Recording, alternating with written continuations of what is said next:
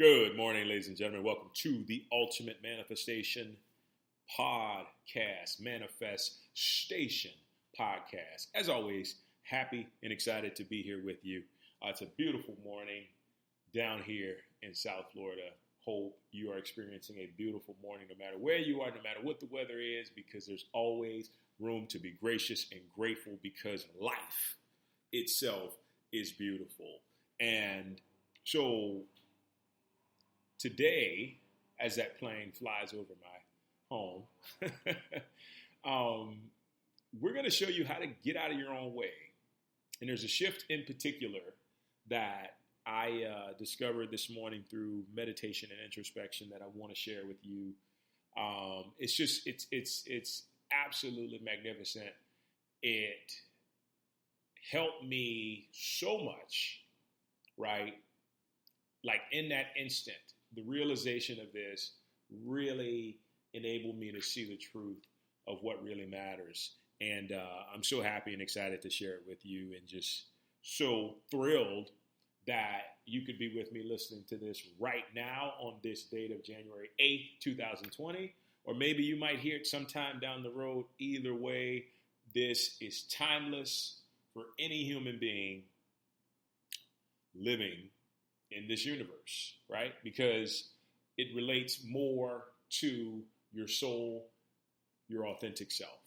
Okay, so before I get into this, what I really want to focus on is the idea of what life truly is, okay? And how life works. And so I'm going to explain it, and then I'm going to give you an analogy that kind of really gives you an idea of how it works. And then I'm going to give you that shift that we're discussing, that we're talking about. So in understanding life, you have to understand life is everything, right? And the best way to put that is think of all the stuff that encompasses life, that's perceivable, and now think about the space that all this stuff takes up, and even the space that it doesn't take up. Like there's just unlimited, never-ending space. That is life. And that space is an energy field that forms to whatever level of consciousness is being vibrated at, right? So in life, different things vibrate at different frequencies, right? And so I'm not a scientist, so I'm not going to get too deep into this to confuse you, but that's a great place to start, okay? So in realizing that life is life is everything, you also have to realize that life moves with ease, divine ease if you want to take it up a notch, and divine effortlessness, right? So a really good example is just watching trees grow, watching plants grow, watching bodies of water and how they move so effortlessly. There's no thought process about it within these things. There's no feeling. There's no figuring out, and keep that in mind, because that's going to tie into us later as spiritual beings having a human experience, right? So the best way to describe life is that it flows. And the greatest desire of life is to give to itself. Now, this is where it becomes cool, because guess what? You and I are life. We are life. We have life. We are life, right? And life, which is that space, that energy, sometimes called God, sometimes called the all that is, sometimes called the universe, desires to give to you whatever you need to realize your true, authentic self.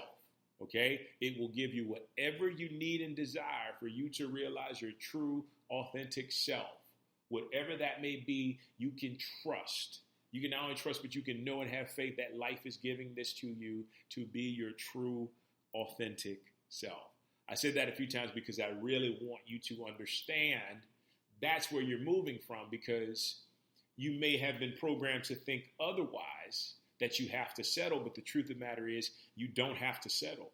You just have to realize who you truly are authentically, right? And once you figure that out, then everything flows from that place. Okay? So in knowing these things and knowing that life is about flow, life is about ease, life is about effortlessness, life is about giving handsomely to itself, this sets you up to really move into the stuff that's going to allow you to have endless joy, peace, freedom, and happiness in your life. But there's a catch here, right? And the catch is important to be mindful of, because not necessarily be mindful, but just to know life will not force itself upon anything. To be honest with you, and I'm sure there's some kind of loophole, divine loophole that I don't know. The only time I've ever seen life be forceful is when Mother Nature, erupts or something, like, and there's a tsunami or a volcano or a storm or something like that. That's the only time I've ever seen nature be forceful, but still there's a purpose to that for it to happen in the way that it does, right? The earth has been set up to react certain ways when certain things happen. Now, believe in climate change or not if you want, but I don't know what it has to do with, but I know that the earth has a frequency, and if certain things unfold, then that's going to cause certain things to happen, right? So that's what I believe. I'm not sure what you believe, but keep that in mind. But what you have to know is life is never forceful, which means that we never have to be forceful when we're moving towards, when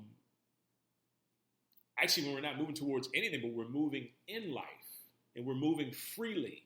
See, life wants you to be playful. Life wants you to be at ease. Life does not need you to figure out what it's already figured out.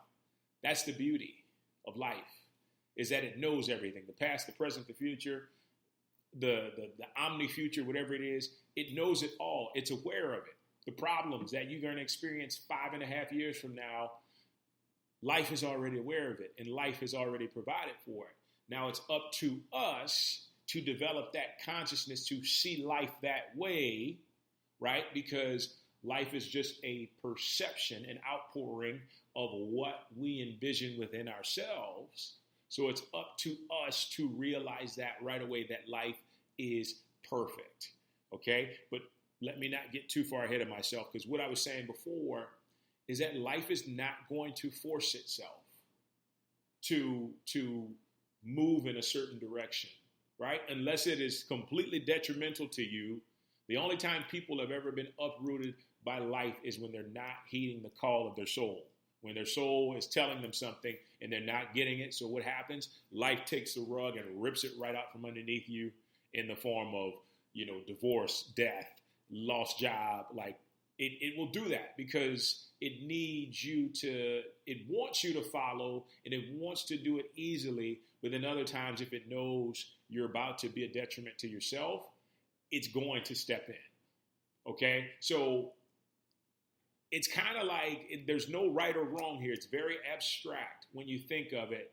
But my point is, because of free will, life can't force us to do things, right? Life can't force us to act in a certain way. Even when those so-called divine interventions and lessons happen, it still can't force us to straighten up and fly right.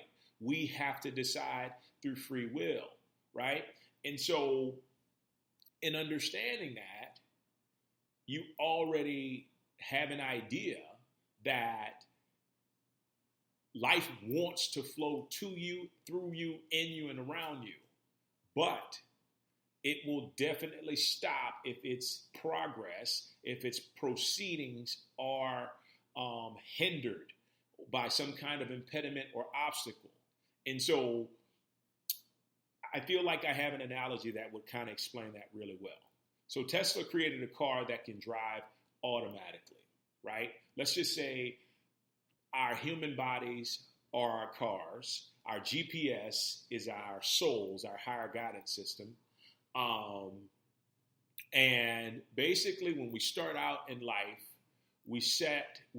our souls set our bodies to some certain coordinates or a certain destination, but it's not really like you're moving towards something. It's more about realizing that the journey is the destination, not to sound too, woo, but the journey is the destination. So you're basically on this path in life and you're moving in a straight line, and the path is as straight as you want it to be. Most people think life has to go in multiple directions. No.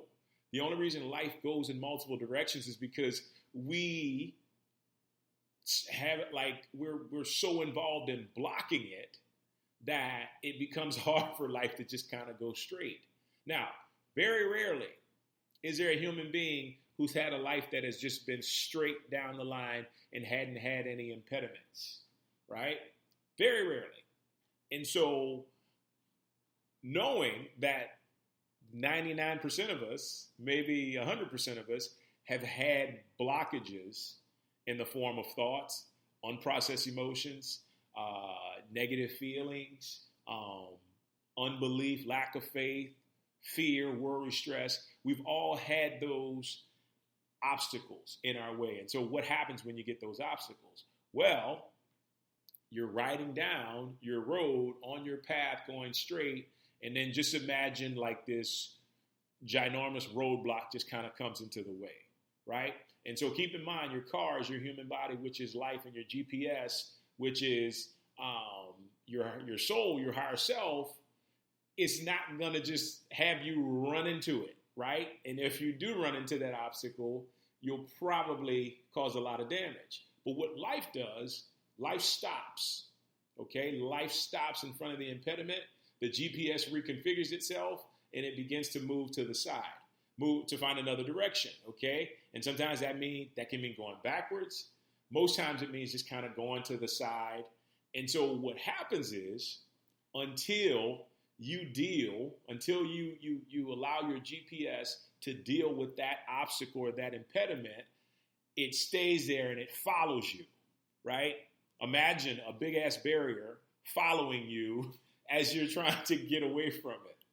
It's crazy, but stay with me. And the only way you can get rid of it is if you call to your GPS and you say, soul, authentic self, I don't know how to deal with this. Can you help me to deal with it? Perfect. The soul basically says, GPS says, I've got an even higher way to get back to your path in a more concise manner without dealing with that obstacle. So it leads you to a greater highway so you can not get around the obstacle, because it has to deal with the obstacle first. And how it deals with the obstacle is realizing that the highway is better than the low way that you're trying to go through. It's greater than the obstacle, right? And so that right there ties into the shift that I'm talking about that's in the description. The GPS gives you the guidance to help you to overcome the obstacle. And once the obstacle is overcome, you can proceed, right? And so you're moving, but yet and still, there's always obstacles on the path. And the truth of the matter is you just have to consult your GPS. You don't have to just bust through them, because the problem is you bust through enough obstacles, they will kill you. They will destroy your body, right? Just like a car, you try to run through something, it's going to destroy the car. So you have to proceed with the knowing that you can have a GPS, an inner guidance provision system that can help you to move in a way that will allow yourself to move down your path smoothly. Okay, so now I'm going to get to the shift, which is exciting. The shift comes in, okay? The shift comes in because basically what I've learned in my own life is that what we need to do is to surrender our personal mind and our ego. I guarantee you, if you said, dearest God in me, supreme infinite intelligence in my subconscious mind, I surrender my personal mind and ego to be empty. When you ask to be empty, you're asking for the I am presence, the divine within you, the authentic self, to fill you up. And immediately, when it fills you up, you become open to truth. You become open to joy. right when I did that, almost, I would say 45 seconds later, I began laughing because I thought about something. Something occurred in front of me that brought me joy, and it really allowed me to get caught up in the moment. When in actuality, I was always caught up in my mind trying to figure out the ins and outs of stuff. And so this, my dears, is the main thing, the main point that I want to get across in this podcast. It's those thoughts, those feelings, those emotions, those unprocessed emotions that get in our way, that stop the flow of life, right? It's those things in our faith, our greater faith in the obstacle instead of the truth, that hinders us from being able to move forward in life and giving us everything we need, right? On that same path, life is giving you resources, it's giving you food, it's giving you gas. Like the fuel that you have is love, right? It fills you up on love. And then it has resources along the way in the forms of gas stations and rest stops and hotels and stuff like that. It gives you everything you need unless you run into an obstacle, and then you can't get to those things, right? So the obstacle here is we're trusting more in the impediments, in the hindrances, more than we are in the truth. Because when we know and have faith and have faith and trust in the truth, what happens? We don't need to worry. We don't need to worry, right? For me, I would always pray about something and get that peace that comes from the divine afterwards. But then I was like peeking my eyes through the divine telescope trying to see, okay, how is life going to make this work? How is life going to bring this about? And you know what that does? Those thoughts, when they're incessant like that, it creates an energy blockage. And then life can't bring you the thing that you asked for, right? Case in point, if you ever are in need of something financial, all you have to say, center yourself, make yourself empty to be filled up by the divine. And then just say, let thy will be done, right? Let thy will be done. When you say that, that means life can move in and let its will be done, which is its will is once again for you to have all that you need and desire to realize your true self, right? Self-actualization, to realize your true self. That's what it's coming down to. So it will deny you nothing on the path to that, right? It will deny you nothing unless your perception is what messes it up. And all of a sudden you're perceiving once again that you have to check up on it. You have to be focused. This was me. I had to know how it's going to unfold. And what happened? Nothing happened. The process of life allowing me to move into the resource that it had was blocked because I was hindering it by not trusting. Let's think about it. When you really have faith and you trust in something, you have a knowing, you're not figuring it out. You're not trying to figure it out. You're not saying, okay, well, let me just look into it. Case in point, I can remember summer vacation when I was a kid, and, going to school for 9 months was really difficult. I don't know if it was for anybody else, but going to school for that long was so difficult that by the time that May 27th came around, it's funny, I know that, I was super excited. So here I am, in my bed. I can hear my mom getting ready for work, and she says, everything's taken care of. There's food in the fridge. The clothes are washed. I'm all off to work. Everything's taken care of. Call me at work if you need anything. And she goes, right? Me, do you think I get up out of bed as that little kid and worries about, well, how am I going to make this, or how am I going to make this work? How am I going to have that? No. I jump out of bed with so much joy that I don't have to go to school. Key point is joy. I throw on my clothes. Sometimes I didn't even brush my teeth. And I ran outside to knock on my friend's door to get them up to do the same. And we played for 8 or 9 hours, never once thinking about what needed to be provided, never once fabricating any thought of fear, but just living our lives, just living my life. And when I came home, there was food, there was drink, there was TV, there was time for me to rest, there were activities that I could do, and I thought nothing of it, right? And so what this teaches me, as it teaches you, is that yes, my mom may have been the channel, but when I take that approach to life, when I take that same approach to life, life will provide for me because there is no resistance stepping in the way. And that is the shift. The thoughts that you have to figure it out yourself, the need to want to do something to make it come about so your ego can be fed that it's done something, is what stands in the way of the truth of you having all that you need and desire for your heart's desire. It's stepping in the way, right? So when we take it back to present day, all you have to do, let thy will be done, and then let it go. And when you really let something go, you know you let it go because you're not thinking about it incessantly. You're not over processing and overthinking about how it's going to unfold. No, you go from that place to basically you go on to living your life. The divine has told me multiple times, live your life without shackles. Don't worry about stuff. Stop worrying. Stop getting in the way of life trying to provide for you what it knows that you really need and really desire. Stop getting in the way. Just let it go. Go have fun.